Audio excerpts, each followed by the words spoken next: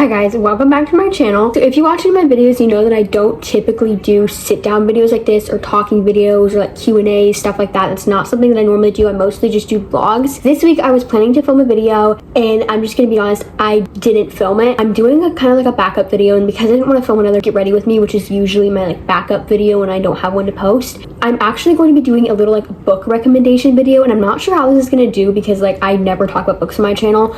I do like reading, but I'm honestly a really bad reader. Like I'm bad at like focusing and like getting through a book. But basically this is going to be like theology book themed, pretty much like my TBR for theology books. Some of these I've read, but most of them I haven't. So I'm basically just going to go through a list. I have like over 30 on my little list, and I'm just going to share them with you guys. These are books that are very highly rated. People I know love them, and I've done research to like make sure these are pretty good books. So yeah, that's what I'm going to be doing this week. This is definitely a switch up from what I usually do.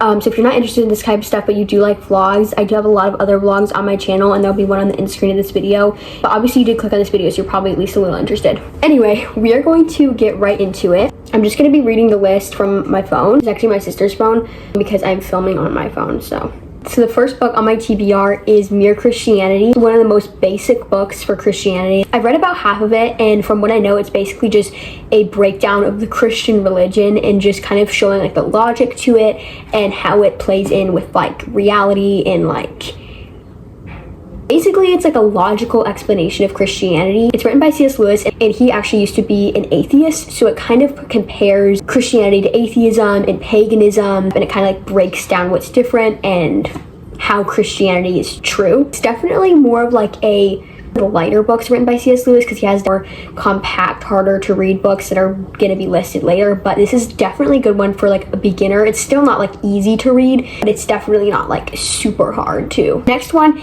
is The Holiness of God. I believe this is by J.I Packer, but let me check. Okay, my bad.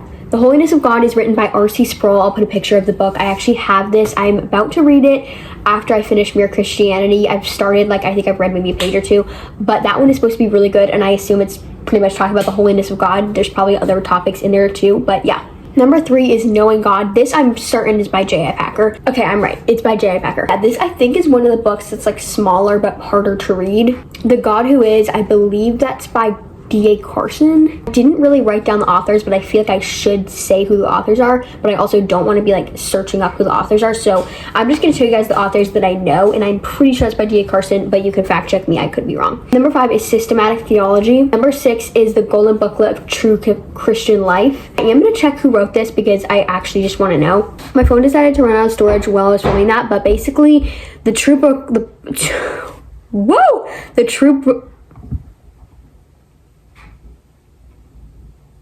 Golden Booklet of True Christian Life is written by John Calvin.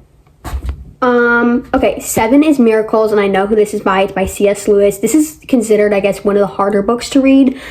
So be careful. Like, no, you're gonna have to lock in, and you probably will have to read it multiple times to like actually understand what's going on. Number 8 is Abolition of Man. This is also by C.S. Lewis, and it's also considered to be one of the harder books he's written that are like harder to understand. You'll know that because it's super small, which means it's very compact with things that are very hard to understand. So you're probably gonna have to read this one also multiple times to like get a grasp of what's going on. Number 9 is The Case for Christ. I don't know who wrote this, but I do know he was an atheist before he's a Christian. And if you're interested in like specifically Christian books written by former atheists, all of C.S. Lewis books are written by former atheists because he's obviously was a former atheist. So that's an interesting kind of perspective because he does kind of like dive into like what atheists believe and like why Christianity is true in reference to atheism.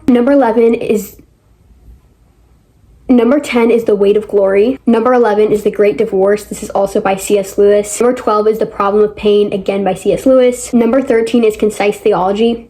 Number 14 is Everyone's a Theologian. Number 15 is The Westminster Confession of Faith. It's a very commonly known thing, but it's not like a book people read all the time. It is kind of interesting to read though, and I would recommend reading it. Along with that is the Westminster Larger Catechism. You could also read the Shorter Catechism, but the Larger Catechism is basically the Shorter Catechism plus more. Number 17 is God is Love.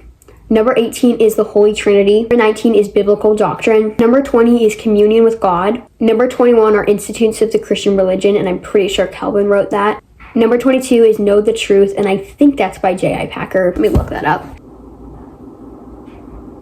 Wait a minute. It's not by J.I Packer, but he did the foreword, so. Number 23 is The Case for Christianity. Number 24 is A Grief Observed. That is by C.S. Lewis, I believe. Number 25 is Chosen by God. I think that's about like predestination, but I could be wrong.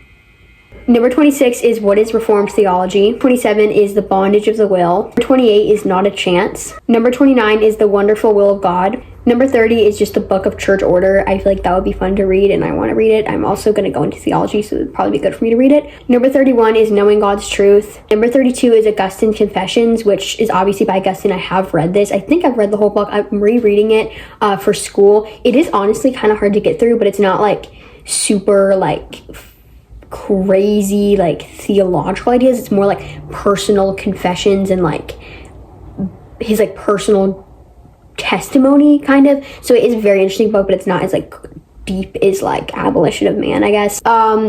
Number 33 is The Enemy Within. Number 34 is Do Not Be True to Yourself. And lastly, number 35 is That Hideous Strength, which is written by C.S. Lewis, and I believe he wrote it as kind of an explanation for Abolition of Man. So I'd recommend reading Abolition of Man first, then That Hideous Strength, because I think that's supposed to be more of like an explanation, because obviously Abolition of Man is one of the hardest ones to understand. It's like very compact and deep. So yeah, those are all my theology book recommendations. And I didn't mention this before, but I am like part of like the PCA church. I wouldn't consider myself like very, very strictly PCA, because I do have some like different beliefs. I would say that I'm most closely aligned to PCA theology, just so you know. Not all of these are like specifically PCA books, but a lot of them are. Obviously, C.S. Lewis, he was Anglican, I'm pretty sure, so, you know. I hope you guys enjoyed this video. It was definitely like a little bit different than my normal videos. If you made it this far, make sure to comment a book emoji. I hope you have a great rest of your day. Jesus loves you. Bye!